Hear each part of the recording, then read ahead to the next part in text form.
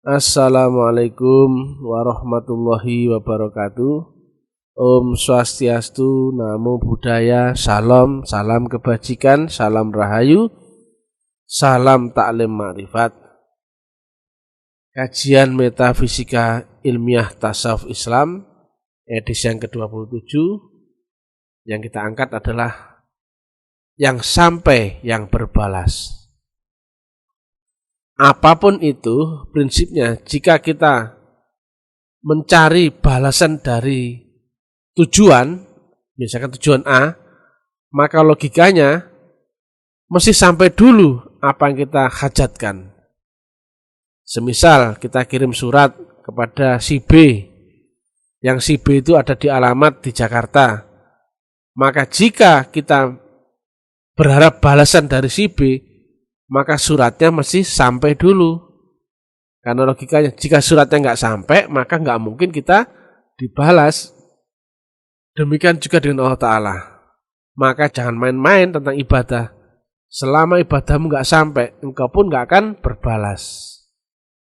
Berzikirlah engkau akan daku, niscaya aku akan berzikir akan engkau. Urusi urusanku, maka akan aku urusi urusanmu. Nah, reaksi Tuhan, reaksi Allah itu terjadi ketika ada aksi kita, aksi manusia yang sampai, baru akan berbalas reaksi. Itu baru menjadi hukum aksi reaksi. Aksi yang sampai akan memunculkan reaksi atau berbalas reaksi. Sedangkan aksi itu mesti lewat potensi yang ditembakkan.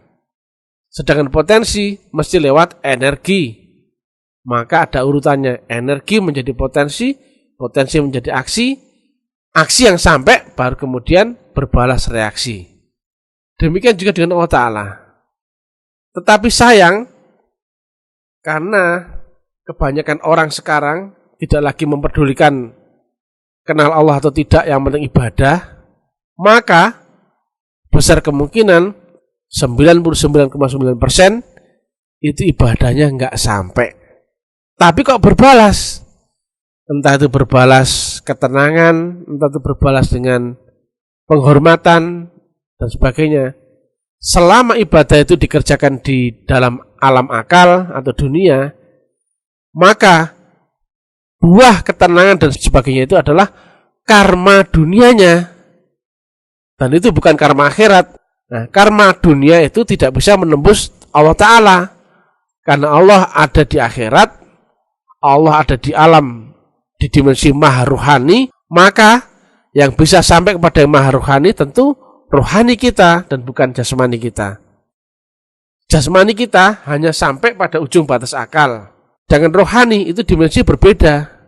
Orang mesti mengalami nyebrang ke alam roh dulu, dimatikan dulu, dihidupkan lagi di alam setelah kematiannya. Itu baru bisa masuk ke alam rohani. Jika ibadah seseorang masih di dimensi akal, maka yang membalas daripada ibadah-ibadahnya itu adalah karmanya sendiri, karma dunia, bukan karma akhirat. Kalau karma akhirat itu baru dari Allah Ta'ala. Itu sangat berbeda. Beda dimensinya, beda makomnya, beda teknologinya. Karena logikanya, jika manusia itu misalkan dari Surabaya mau ke Jakarta, tujuannya ada di Jakarta, misalkan si Fulan, si B itu ada di Jakarta. Kalau kemampuan manusianya dari Surabaya itu hanya sampai ke Gresik saja, kirim suratnya hanya sampai, kemampuannya sampai mengantar sampai Gresik. Tahu-tahu kok ada balasan surat, itu pasti bukan dari si B, itu logis. Jika ada yang membalas suratnya, sementara suratnya nggak sampai, itu pasti yang membalas itu dari pihak yang lain. Jika engkau tidak mempelajari tentang teknikal menyambungkan gelombangmu dengan gelombang Allah Ta'ala, kemudian ada yang membalas doamu, membalas ibadahmu, membalas zikirmu, membalas sholatmu, itu pasti bukan dari Allah Ta'ala. Yang itu jelas-jelas iblis dapat persetujuan MOU, ikatan kontrak dengan Allah Ta'ala, bahwa iblis diizinkan untuk menyesatkan manusia. Makanya dalam hal ini, teknik ibadah itu nggak main-main, itu harus dipelajari sungguh-sungguh. Karena jika nggak sampai, pasti nggak dibalas Tuhan. Dan jika nggak sampai kemudian ada yang membalas, itu bukan Allah. Makanya banyak pelaku ibadah yang rajin sholat, rajin zikir, rajin apa-apa macam-macam. Rasa-rasanya hatinya tenang, kemudian rasa-rasanya sudah orang iman, orang Islam. Tapi ketika ditanya apakah dia mengenal Allah, ternyata tidak kenal. Loh, berarti kan bukan Allah itu yang membalasnya. Syahadat saja nggak tahu wujud yang disaksikan, itu berarti nggak kenal Allah. Maka doanya itu semua yang membalas itu tentu bukan Allah. Karena tadi aksimu yang sampai Allah baru akan berbalas. Zikirmu yang sampai Allah baru berbalas. Sholatmu yang sampai pada Allah baru berbalas. Doamu yang sampai pada Allah baru berbalas. Itu logis. Lah kalau nggak sampai kemudian ada balasan, itu pasti bukan Allah. Maka sangat penting kita untuk mencari teknik menyambungkan gelombangmu dengan gelombang Allah Ta'ala. Agar ibadahmu nyambung, sholatmu nyambung, zikirmu nyambung, doamu nyambung.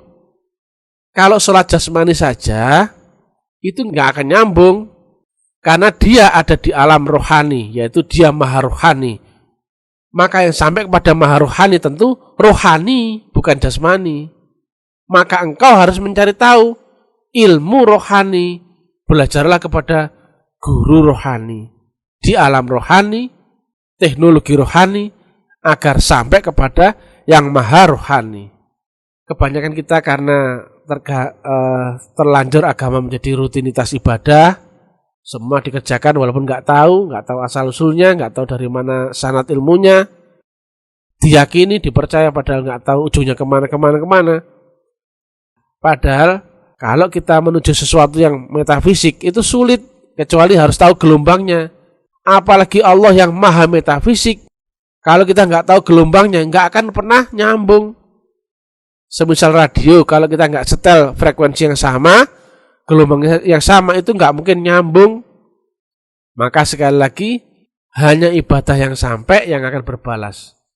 Berzikirlah engkau akan daku, baru kemudian niscaya aku akan berzikir akan engkau. Urusi urusanku, maka akan aku urusi urusanmu. Demikian yang bisa kami sampaikan. Mudah-mudahan manfaat. Salam taklim marifat, salam kebangkitan tasawuf ilmiah. Jangan lupa ikuti uraian kami. Bagi yang serius ingin belajar, hubungi admin. Share uraian kami kemana-mana agar banyak saudara lain yang tercerahkan. Inilah yang termaksud wa ridha kaman tubi. Wassalamualaikum warahmatullahi wabarakatuh.